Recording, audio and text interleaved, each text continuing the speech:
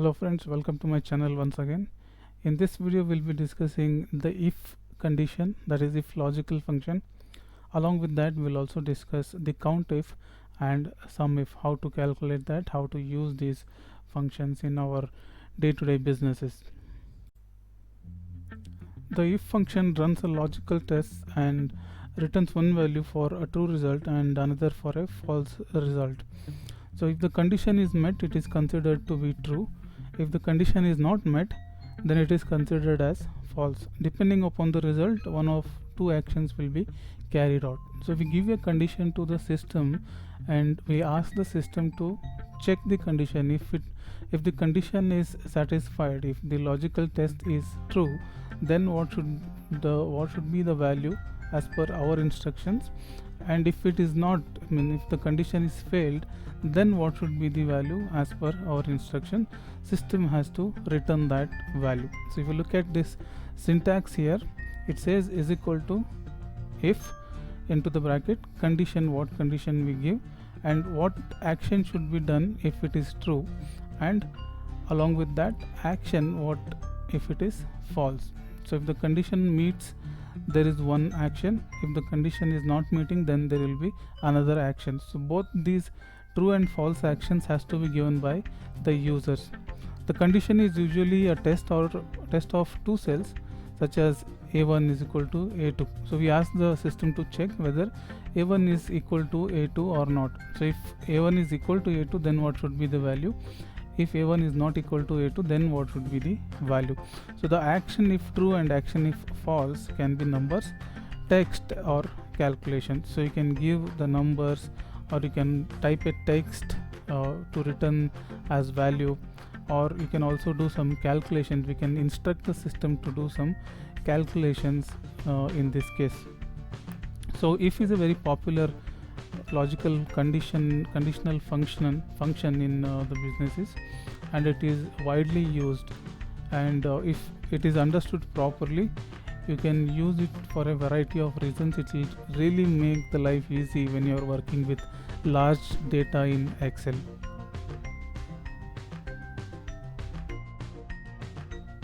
So let's take an example here. We have three candidates who have scored some numbers in the examination, and we also have the minimum marks to be scored to get passed in the examination. So using the if condition, we can see whether the result is pass or fail. So to enter that, you need to first start with is equal to if, that is if, open bracket. Now the logical test is the value in L30 should be greater than value in M35, that is 28 should be greater than 35. So if that condition is satisfied, then it will be pass. If not, then it should be fail.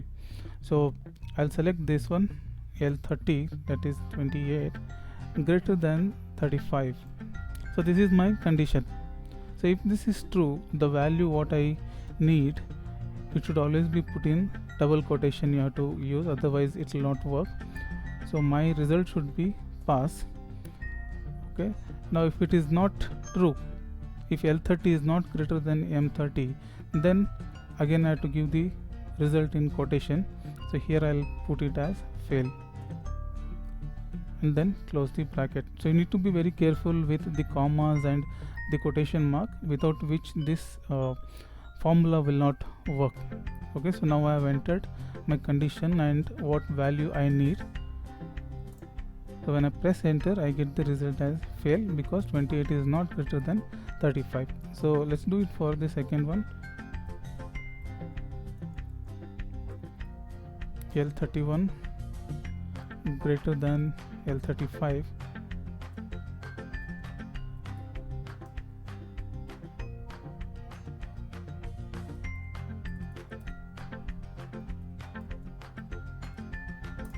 Now the result will be pass because 68 is greater than 35. In this third condition, the minimum marks itself is 50. So again, if, open the bracket, so this greater than this, comma, B, pass, or fail. The result will be fail again because 49 is less than 50. So like this we can compare different values to get the result using the if condition. So let's take another example. In this example we will do calculation. Instead of the value returning after the condition is met or not met, we will ask the system to do some calculations. So here I have the sales numbers for 3 different salespersons, and as per the company policy, each salesperson will get a commission based on their sales numbers. Now the condition is they'll get 10% commission if the sales number is greater than or equal to the target numbers. If the sales number is less than the target number, then the salesperson will get 5% discount on the total sales number. So using this analogy, we'll use the if condition to calculate the commission for each of these salespersons. So as per the syntax is equal to if open bracket. Now our sales number is 1000, which is E7 should be greater than or equal to F7, that is 5000. Now this is the condition. Now remember, when we are telling the system to do calculations, instead of characters we are putting the numbers here, then we don't need the quotation marks. Okay, simply we'll enter the data here. So we'll enter E7 again. So if the sales number is greater than or equal to target number, then the sales number should be multiplied with 10%, or if it is less than that, then it should be sales number should be multiplied by 5%. Okay, this is the formula. So we get 50% because the sales number for Mark is 1000, which is less than the target number 5000. So you'll get 5% commission on the 1000 sales number, which is 50. So like this we can do for Alex. If this number is greater than or equal to this number, then this should be multiplied by 10%, or else should be multiplied by 5%. 600, because this 6000 is applied, 10% is applied for 6000 because it is greater than 5000. The last one we'll do for practice. The more you practice, the more easier it becomes.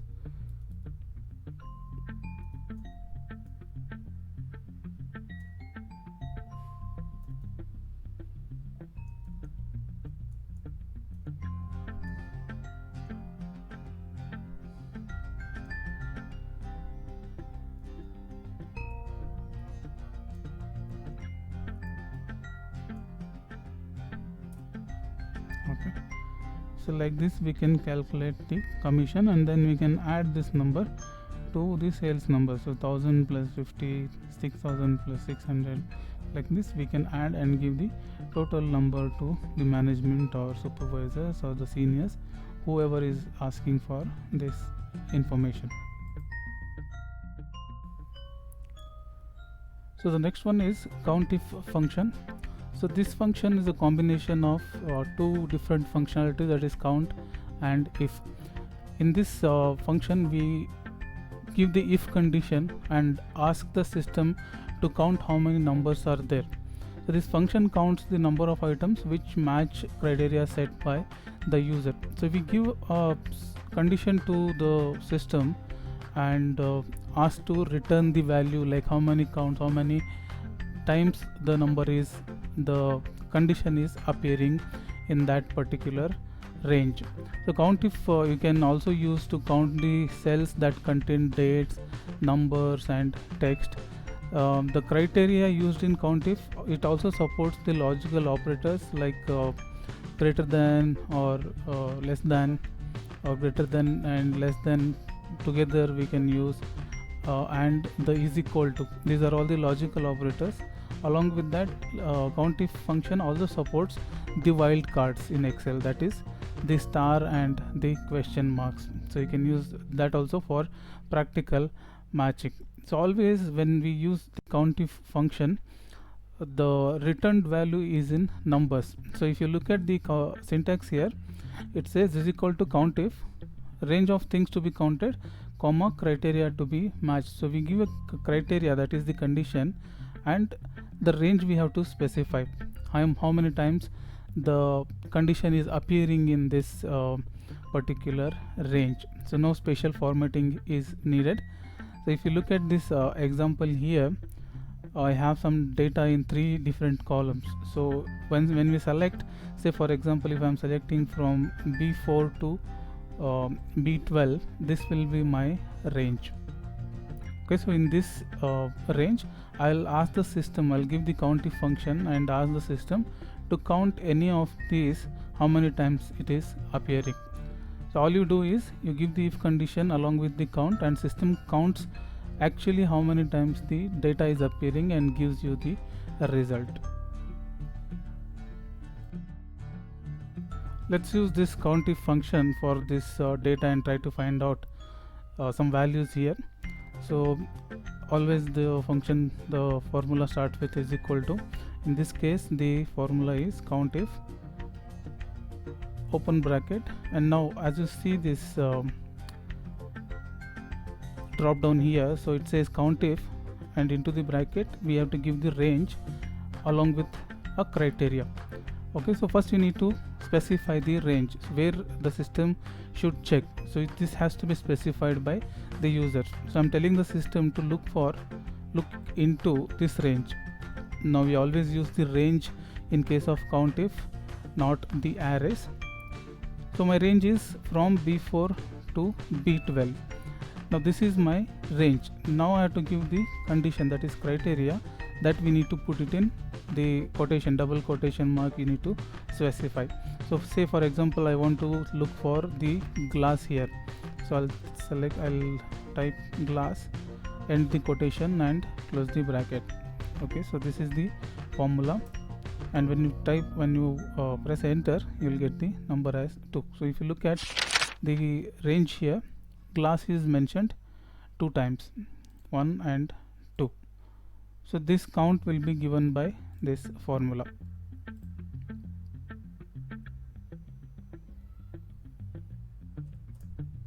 Okay, so let's do it for say sand. Let's do it for sand. So again is equal to countif open bracket, range need to specify every time, comma, double quotation, this time it is sand. So now it is 3 because here it is sand is mentioned 3 times, 1 and 2 and 3, right? So this is how we do it for the characters, that is the alphabets we do it. Now let's do it for the numbers. Say for example I specify this range where only the numbers are there, and I want to find out how many numbers are there which are greater than or equal to 100. So I have different numbers mentioned here from 80 to 250. So within this range I want to see how many numbers are there which are greater than or equal to 100. So again let's do it is equal to countif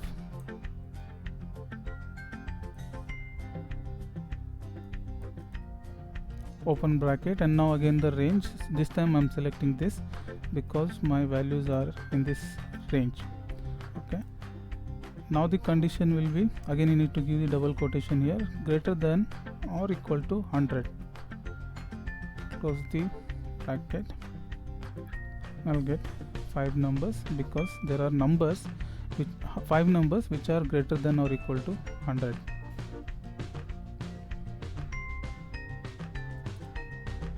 So let's cross check this. See, this is 1, this is 2, this is 3, 4, greater equal to 100, and this is 5. So 5 times the numbers are mentioned which are greater than or equal to 100. So like this we can use the countif function for the numbers or the alphabets or the dates as well.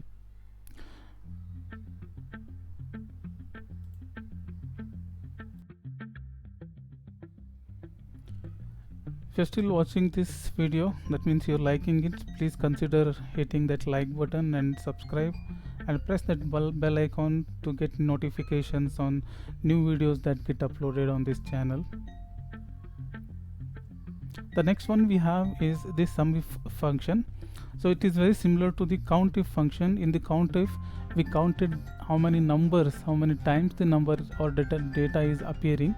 In this case, using the SUMIF functions, we will add up the numbers, the total value we can get it in SUMIF function. So in this SUMIF function, you need to specify two different ranges. In COUNTIF we specified only one range. In SUMIF we have to give two different ranges. So if you look at the syntax here, it says is equal to SUMIF into the bracket range of things to be examined. So like the COUNTIF, we give the range where the Excel has to examine the data and then the criteria to be matched. So again we'll give the condition to the system, and then again we select another range of values or to total. So we give one range for the system to examine, and then we give the condition. If that condition is satisfied, then what are the values that need to be added up to give the sum. So in this the numbers, instead of the count, we get the sum of the numbers. So if you look at the example, it will be more clearer. So here again the same data I have taken here. So in this case, let me use the SUMIF function as per the data. So is equal to SUMIF, open the bracket, my first range is this one. So the system should check in this range what is the condition, that is say glass I give. Now again comma. Now this time the second range I am selecting this. So here are the values. So if you give the same range again here, there is nothing to be added. These are all alphabets which you cannot add naturally. So you have to give the range where the numbers, actual numbers are there. So this is my second range. So I'm telling the system to look into this range for glass, and how many times the glass is mentioned, that has to be added up. So here it is 80 here, and another for glass it is 80 again. So I should get the value as 160. So the system calculates 80 plus 80, that is 160. That will be the result of this formula. See, so we get the value as 160 because it adds up as per the condition, it adds up the values. Okay, so let's do it for sand again. SUMIF, this time the range, first range you have to give, then the condition,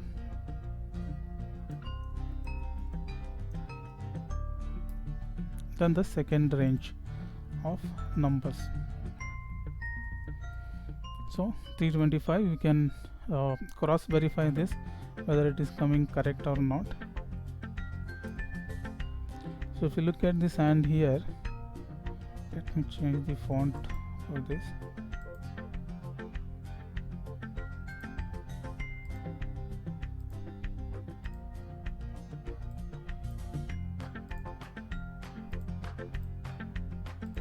Okay, so 25, then here 200 plus 100, so the total sum is 325, which is the same result I am getting here as 325. So SUMIF is an extension of the COUNTIF. In the COUNTIF we only get the numbers, how many times the data is appearing. In SUMIF we get the total of the values that are satisfying the condition as per the condition we have given. So this is about the alphabets. Let's see for the numbers. Say for example, if I want to calculate the total of the numbers which are greater than or equal to 100 in this range. So in this numbers, I cannot take the first range because there are no numbers mentioned in this. the numbers are mentioned only in the D column, right? So when you're using the sum if function, you need to be careful with that. Here in this case I'm using only one range. Like previously what we did for the two calculations, we used two different ranges. In the third one I'm not going to use two ranges, it's only one, because I have the values numbers in only one range. So again sum if. Now this time I'll select this range. Now the condition is greater than or equal to 100.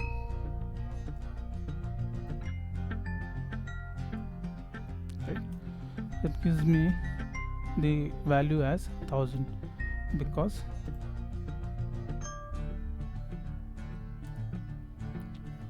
how many numbers are there? There are 5 here.